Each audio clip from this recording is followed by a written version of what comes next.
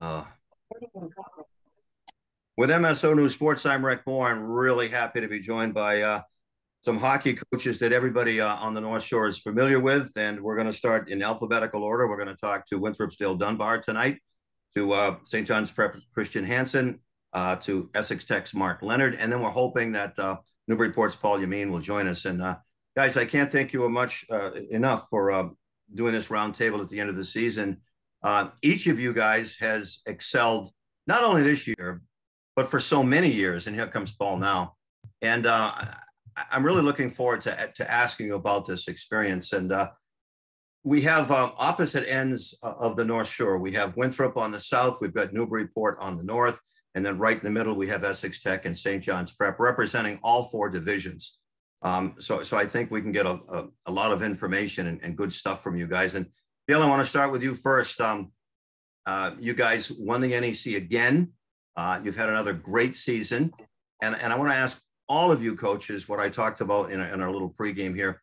What is it that keeps you going? Because you start skating at a young age. It's cold out there. You get out of a warm bed in the middle of winter time. Your parents take you to the rink or wherever it is. And then you go through this progression over and over and over again. What is it about hockey, Dale, that keeps you doing this? Well, I think you already alluded to it, passion. It's ingrained in you at such a young age. Growing up, playing outside, playing with your buddies, street hockey, organizing all those games without, just for the fun of it, for the passion, for the love of the game. And, it just hasn't changed for me all these years later. I just love the game, love trying to impact young kids' lives, mentor them, help them along in the process of getting their education, secondary educations. It's fulfilling. When you're in position to do it and you have a little bit of a network out there and you're able to help families navigate through that and try to get to those next levels. That's what coaching is all about for me is it's not the wins and losses. It's the camaraderie. It's the development. It's the journey. It's everything that goes into that. And if the journey is challenging for these kids and they're getting life lessons along the way and the rewards that can come with it if they really stick to it and have that work ethic and passion, then for me, it's been rewarding. Mm-hmm. Coach Hansen? Yeah, I'm, of course, going to echo those statements, right? This is a journey that really started for all of us as kids. And now we've progressed through the coaching ranks, and everybody on this panel has been coaching for years. And I just think for all of us, we wouldn't know what to do without it. We love the game, love being around the kids. I love going to practice. For me, that's the most enjoyable part of the week is going to practice and seeing the boys skate and kind of having fun and having some laughs. And, I don't know what I'd do without it. So I consider myself very fortunate to be in the position that I am. I love being a part of the prep, and so many wonderful kids have come through the program, and it's just really rewarding to see them do well. All right, we go next to Mark Leonard. Yeah, there's not much to say new other than those guys. That they put everything out there. It's just like Christian said, going to the rink every day. It's really your second family, and during those 3 months of the season, you're with them more than you are your own family, actually. And like Dale said, helping kids get to the next level if they have the ability to do that. And even if they can't, you go. We're all local guys. You go up the mall, you see kids that played for you 10 years ago. Hey, coach, how you doing? And it's just that camaraderie. I believe it's the greatest game in the world, bar none. And I think that starts when the kids are young. You're going on trips to Canada, all over New England. You meet friends like you can't really do in other sports. And it's just the greatest game in the world. And I'm very fortunate to be at Essex Tech. And during my 28 years of coaching, had some tremendous kids and tremendous parents as well through the years. So I wouldn't trade it for anything. All right, we welcome Newburyport's Paul Yameen. And Paul, we're talking about what keeps you going, passion, because you start skating as a youngster. And playing hockey, man, it's not the best conditions. You get up in the cold, your nose is running, you get sore throats, it's freezing at the rink. But you guys have been at it for so long. What keeps you doing it? What do you love about it, Paul? Oh, we can't hear you. Get your daughter to help you with the mic there. Am I good now? There you go. Thanks, Coach. So, sorry about that. Yeah, just what all the other guys said on the panel here. I just really love the relationships, the camaraderie. I love, going to the rink every day, meeting the coaches and seeing the kids. It's something special, and we're very lucky to be a part of it. All right, I want to ask you each about the traditions at your school, because each of you has strengthened your programs. And tell me a little bit about your role in it with respect to how long you've been there and what you do to nurture the kids to get to come into your program to want to play, and how you keep them in there. Because in a small school, we've got Winthrop is a small school. You guys, you have limited talent pool, Dale, but man, you keep churning them out. Well, it's a tribute to the kids and the families and the programs below me and the youth hockey levels. It's hard. I feel for some of the small schools that can't keep those kids. I've been fortunate, maybe geographically, that I haven't lost a lot of kids to the better programs. And I've tried to push some toward that because I feel that's the challenge they need. But at the same time, you're right. I played at Winthrop. I'm going on my 19th year coaching there as a head coach. And it's about passion. It's about tradition. And we allude to it all the time. I have pictures all over the locker rooms of, the winning times and the culture that we've tried to build. So these kids know that's not just about them. It's about a program. It's about something that was built. And we're part of it. And we have an obligation to try to continue to be our best and represent our program and our town and everything, our school, everything about it, to the highest of standards. So, I've been fortunate enough to be a part of this and continue that culture. I have great support, like I know all of our coaches do. And when you're able to coach in the town you grew up in, it's a little bit of that extra special. I mean, I don't feel there's any more pressure than it's just extra special. So, and then when you see all the kids that played for you start to come to the games more regularly and the playoff games, it's a sense of community. And for me, that's what I try to teach the kids. It's the best 2 hours you'll have out of your whole day. And you may not, as you move forward, remember all the games you played in, but you'll remember the banter in the locker room and the fun you had. And for most, that's the end stop. So try to make it as fun and as successful as we can.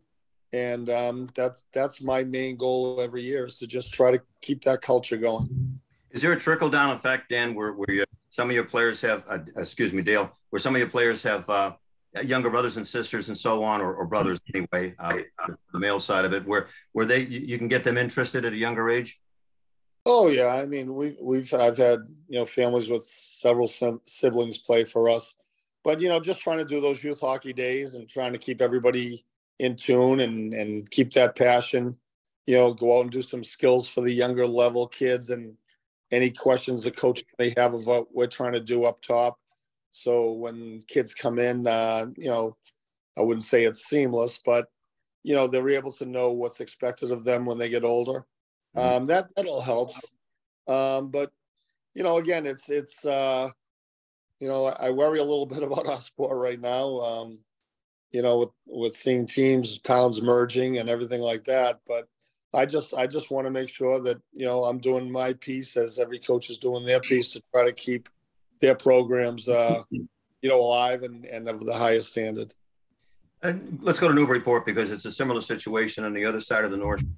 Paul, you've been there for a long time. Same type thing. You're a little bit bigger city, of course, than Winthrop is. But how do you keep it going?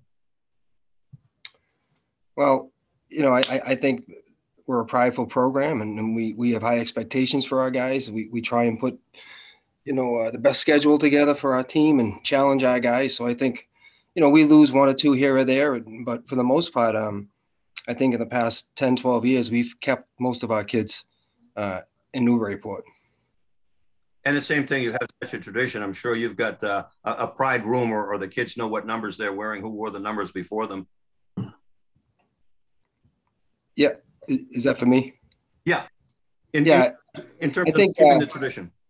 I think, I look at our coaching staff. I'll give an example of that. When I just finished my 20th year, and two of my coaches have been with me since day one. They both played in Newburyport, Jed Beauplan and Jeff Gadatis, and right now I have two guys on my bench that played for us. They're alumni. They played on our state championship team 11 years ago.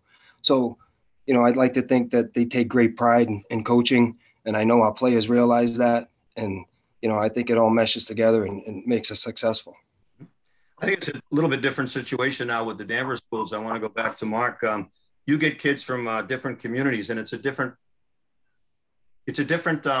challenge for you because like at St. John's Prep, these kids are leaving their hometowns and so on, and you have to put them together. So tell me about building that tradition. And it's been little bit shorter time for you over at Essex Tech, but man, you guys have really excelled.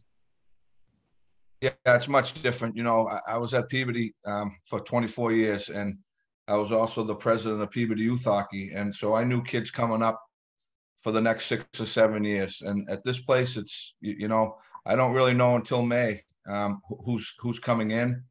So it's difficult to plan ahead, but I've been very fortunate. I have a ton of support, and we've built it up pretty quickly. We started winning, really right when I got there. This is only they had only had hockey 3 years when I got there. Slowly we built it up, and we're starting to. I think when I first got there, kids were going to Essex Tech and they played hockey, and I think now we're starting to get kids who are actually hockey players. Maybe they can't play at like the Prep or somewhere else, but they could play at our place, and they've done really well. And they take a lot of pride. I think the thing that motivates them the most, especially this year, was, everyone says, and I hear it in the summer leagues, and you guys are just a tech school, blah, you guys stink, you're a tech school. And so that motivated the kids this year. And now a lot of times our kids are saying back to them, well, you just got spanked by a tech school. We won 2 tournament games this year. We played Pembroke, and no one gave us a chance. We beat them 5-0, and played the number 1 seed Scituate pretty tough down in their place 4-2. So we're getting there. It's a great school. The trades are really taking off right now, which I think helps me a lot as well. Kids are coming and learning trades, and they also know that the Tech has great sports.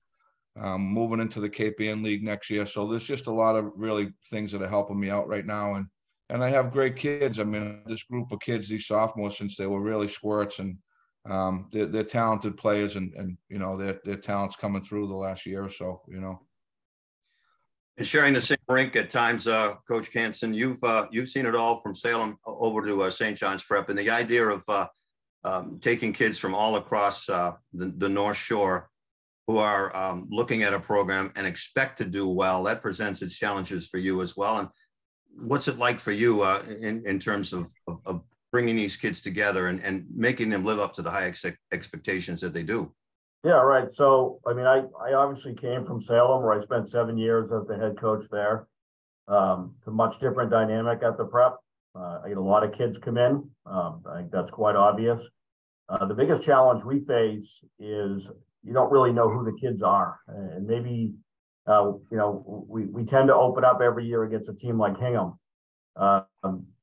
Coach Messina says he gets 80 to 90 kids that will come out for the hockey program there. Those are all kids from Hingham that have played Hingham youth hockey, and you really kind of have a feel. They kind of understand their role once they get to high school.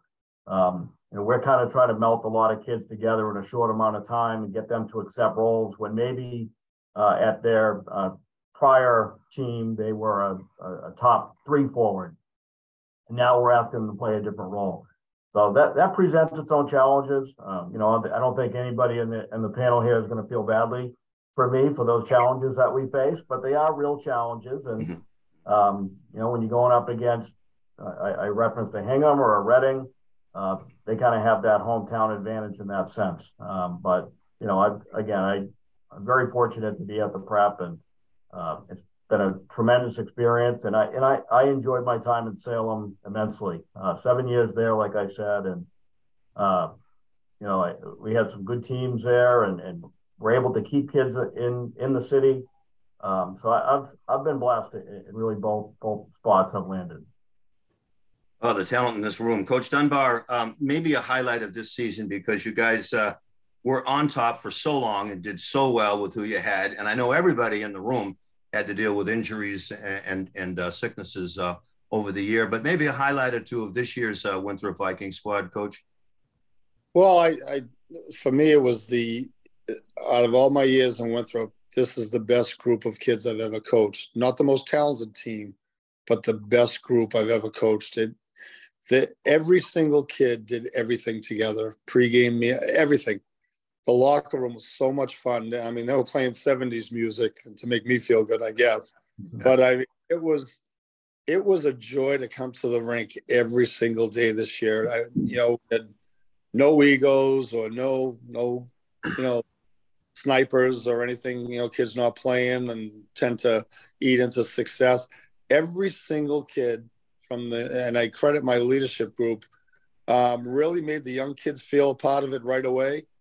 And I think chemistry won us a lot of games. We just gelled together relatively early, and we didn't look back. And I attribute it to the chemistry. I mean, we did have some obviously skilled kids, but the way everybody came along, you need secondary scoring, you need guys that are playing their roles. We got that. We didn't have anybody go outside the box. And for me, that was the highlight. I mean, winning the conference was certainly great, but seeing these kids grow as people and as players was more fulfilling, to tell you the truth. Coach, I've mentioned this before. When I was teaching, there were some years when I couldn't wait for the school year to end. And there are other years when I just didn't want it to end because I knew I wouldn't have these kids back again across the board. What's a highlight or two for you with your kids? Because you had a tough schedule. And I know that at the beginning of the season, you guys were really behind the 8 ball. Yeah, like everybody was. I think we had a sickness that went through our team for a month, but we got through it. I think one of the highlights was playing the prep even in the second period in our game. That was a highlight. No, I could think of a weekend. We had a game against St. Mary's on a Saturday afternoon, and it was a good battle, 2-2 tie, and we had to get back on the road the next day on Sunday to go down to Franklin and play a very good Franklin team. And we ended up winning that one 1-0. So our seniors, really, really good senior leadership this year. And, the worst thing about coaching sometimes is when it ends and you see the disappointment there, but that was a great weekend for us. And we had some good wins this year. It's funny, the lesson about what you just said about playing the prep even for a period. I watched a retrospective on Bobby Orr, and Terry Crisp was interviewed, and he said he and another player were assigned to shadow Bobby Orr in the playoffs in one game. And he said, we held Orr to 1 goal and 5. So it's all relative, right? I guess. All right. Yeah. Over to back to Essex Tech. Mark, a highlight from this year? There were a bunch. I mean, we tied Marblehead, which was a great game for us, beating Danvers in front of an enormous crowd. There wasn't a spot in the rink. We scored with, I think, 40 seconds left to beat them. That was very exciting. Went down and beat Shawsheen 4-0 in their place. But I would say that the biggest game, the best game for us was beating Pembroke in the state tournament. They were already talking about the Pembroke Situate match, rematch, and no one really gave us a chance. And our kids really dominated that game. We won 5-0 in front of a huge crowd. We were fortunate to get 2 home games, which was awesome. And we won the vocational state championship too down at BU. That was a thrill to play down there. And like the guy said, we all won this year, and I think that's because teams were close. I mean, our kids were very close. They did everything together. The captains were tremendous. They kept the kids going together. They went bowling together. They went to movies. These kids were going to stick and puck like on Saturday nights at 8:00 because they just loved the game. And so there's a ton of highlights. And when you win, everything's great. When you lose, it's the opposite. But winning cures a lot, and we all won a lot this year. Okay, yeah, absolutely. And Christian, you mentioned many times about the contributions you got from all of your kids. So can you pick a highlight or two? Yeah, I mean, I also want to just kind of echo what the other coaches said about the team chemistry. I was really fortunate to have a great group of kids. And this group, especially this senior class, I have 9 seniors. 3 years ago, was a kind of a COVID condensed season. The boys played 10 games, only within the league. Missed out on the opportunity to play in the state tournament. But that kind of core group that year started to build something special. It obviously moved into last year, where we ended up winning the state title. Got the #1 seed again this year.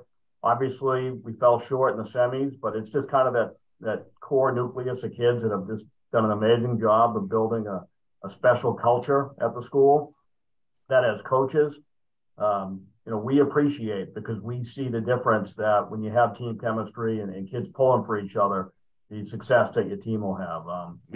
Those kids this year got 20 wins, and it's incredibly, we're disappointed in a 20-win season, but you set high goals for yourself, and the boys did that this year. And I felt badly for them when we fell short, because obviously it's really emotional, and you just try to remind them that that's just part of life. And a year ago, everything went your way, and you got a ring, and it's the best feeling in the world. But this is the other end of the spectrum, and I think it's important that you experience both, because that's a real life lesson. I think that's going to lead me into my final thought for you guys. But among the 4 of you, 57 wins, 19 losses, and 7 ties this year. So that's pretty impressive. Dale, I want to ask you and the other coaches, finally, I think, in terms of student athlete, I don't think parents, teachers, people who are not associated with athletics or coaching understand the pressure and stress that you guys have in terms of keeping your kids on the straight and narrow. Not only do they have to live up to your standards to play the game that you want them to and play the way you want them to, but they also have to live up to the community standards and the school standards in terms of grades. That puts, it ain't like having a pro team. So it's a lot of extra pressure on the kids. So I guess I want to ask you guys, because I'm curious to know, you've all been wonderful to Bill and me at MSO.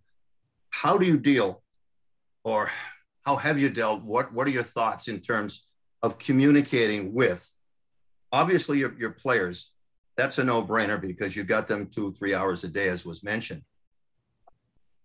How do you communicate with others, such as parents, administrators, other teachers who may want to bend your ear about a certain kid, or the media in terms of that? How does that affect your coaching? Start with Dale.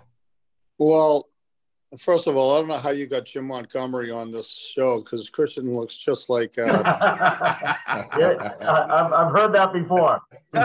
He does, yes. I'm sure you get it all the time. Yeah. I'll be honest with you. Since day one, I've had great support from my administration's AD, superintendent, but I have a little different philosophy. I don't deal with the parents, and we say that at our meetings. When I pick the team, this dad's not on the door anymore. He's not coaching your team, and we coach hard because life's hard. So the life lessons we're trying to teach, I don't want any mixed messages when the kids go home and, oh, it's all right, don't listen to this one. I wipe clean that youth hockey mentality right away. And some kids are in roles that they haven't been in before, because most of them are usually the stars of their teams, and now they're in secondary and sometimes, third line roles maybe, or 50, but that's the role. And we want to develop them into higher roles, but I don't deal with parents at all. My door is always open, as the kids know. Come in, sit down. You're going to get the honest answer. You're not going to get anything sugar-coated. And it's worked, and I tell the parents, we put out something that, listen, your sons, we want to mold your young boy into a man. So let us do our jobs and let us develop them on and off the ice and teach them the life lessons and give them a skill set that's going to help them not only on the ice, but out in the community and in their futures. And my captain this year went from, a kid that was pretty sure of himself, transferred in from BC High, got humbled a little bit and probably turned into one of the best kids I've ever coached. He got it. We didn't treat him hardly any different than where he came from. If he wanted to be a part of our program, he had to conform to what we teach every day. And he ended up being one of the best captains and best leaders I've had. And just a very respectful kid and somebody that the team looked up to. So teachers, obviously you have those relationships if you have to talk to a teacher. But as far as the parents, I've had little to no problems because of that. And it's a trust. And put your trust in me and I'm going to give it right back to you. And it's worked out. So I've been fortunate in that aspect. Coach, you mean? Pretty much on the same page there. Door is always open for the players. Always have sit down whenever they want. Do not really deal with the parents. We coach our kids hard. We have high expectations for our kids. It's a year-round thing for us. It's not, the 3 months of the season or the 3.5 months of the season. They know what the expectations are, and I think the parents have the same view. So I've had very little issues in my 20 years. There's been a few, but I think it works for us, and I'm in agreement on that style. Fantastic. Coach Leonard? Yeah, I think through the years, we've all had that one or two parents that just don't get it. And, unfortunately, that's just the way it is. Everyone loves their children, and they all think that they should be playing. But, at the high school level, the best kids are going to play. And, you're not going to make everybody happy. I think like most of these guys, we've been around a long time. And I think being honest with these people, you might hurt their feelings at first, but I think in the long run, they respect it. And, it's tough. It's tough. We're all fathers, and, I have a son who's playing, and it's not easy. You see that your kids get depressed when they're not playing or whatever, and you want to help them and you reach out to the coach. But, like they always say, the best coaching job in the world would be at an orphanage, and you wouldn't have to deal with the parents. But, we're fairly lucky, that we win. And I think that, once again, winning cures a lot. So, and luckily we all win, so we don't have to deal with it too much. I'm sensing a theme here, Coach Hansen. Yeah, I mean, obviously, hockey's a really emotional game, and as a hockey parent myself, I do understand that part where you maybe get overly involved. So I understand it. At the prep, it's really from day one at our winter sports meeting that we stress that if a student athlete has an issue with, regardless, whatever it may be, but normally it's about playing time, they have to come to the coach themselves because it's about helping these kids mature and develop into young men and that are going to go off to college and have to fend for themselves. So the first step for them is to advocate for themselves, and we stress that from day one. We have a great freshman coach, Coach John Zimmerman. He's been there for 40 years, and he's about as old school as it gets. So when they come in, they learn right away what the expectations are. And honestly, by the time they get to me, they're molded pretty well. But it's the door's open, as the coaches said, and we're available. And it's really up to them to come advocate for themselves. Well, you guys all know I have a million questions to ask, as I've asked over the year, and I want to thank all of you so much for being so great with us. We love listening and learning to you guys and following your programs, and everybody on the North Shore. Hockey is fantastic. So I want to ask you any final thoughts about your team, your program, or your coaching career, and we'll go right around the circle again. Dale? Oh, I'm blessed. You're blessed to be able to coach in your hometown, a program that you've been a part of. So I'm very blessed to still have a lot of great relationships in town here. It's been a great run. I don't plan on stopping. It keeps me keeps me going. I have as much passion as I do now as the first day I started. So, I love it. And, being able to meet coaches and of other programs. And I did want to say quickly, Mark, thank you. I was going to text you later for all the work you do behind the scenes for these kids and the All-Star games. And, it's like you don't have enough on your plate, but you do a great job, as do all the coaches. So I think that, that camaraderie between the coaches is always great. You can always learn every day in this game and in life. So getting thoughts and different perspectives on things is always healthy. And I always enjoy talking to you, Rick. So this has been great. I'm, like I said, I'm blessed. I love where I am. And I hope it continues. Oh, Same here. I love what I do. I feel like I'm a very lucky person. I enjoy going to the rink every day. I have a lot of fire left in my belly. I don't plan on leaving. I would like to say I would love to see the Super 8 come back. That's something I would really love to see come back. I mean, I think if you look at it this year, 7 out of the 10 in Division I in the quarterfinals were Catholic schools. 3 out of the last 4 in the semis, and 2 in the finals. So I think it makes a lot of sense to look at it, and it was a great tournament. I'd love to see it come back. Mark? Yeah, just, I'm like Dale, I'm blessed. I was at Peabody High for a long time. And when I left there, I was so fortunate to get this job at Essex Tech. It's a tremendous school. It's beautiful.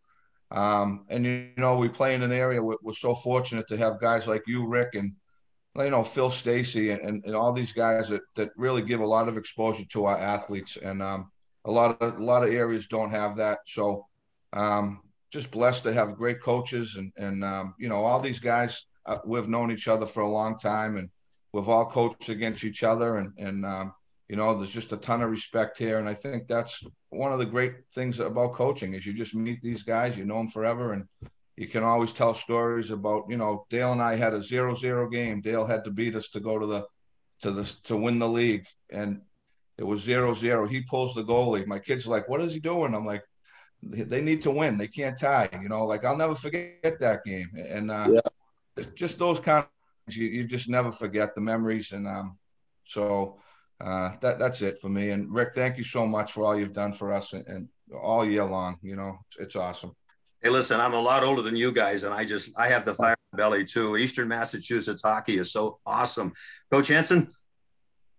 Yeah, I mean, obviously, I'm from Salem, so I had the opportunity to coach at Salem High School for actually 2 years as an assistant and 7 as the head coach. So I spent 9 years at Salem. Love my experience there. I'm an alum of the prep, so it was special for me to come back to the prep and fortunately have some success here.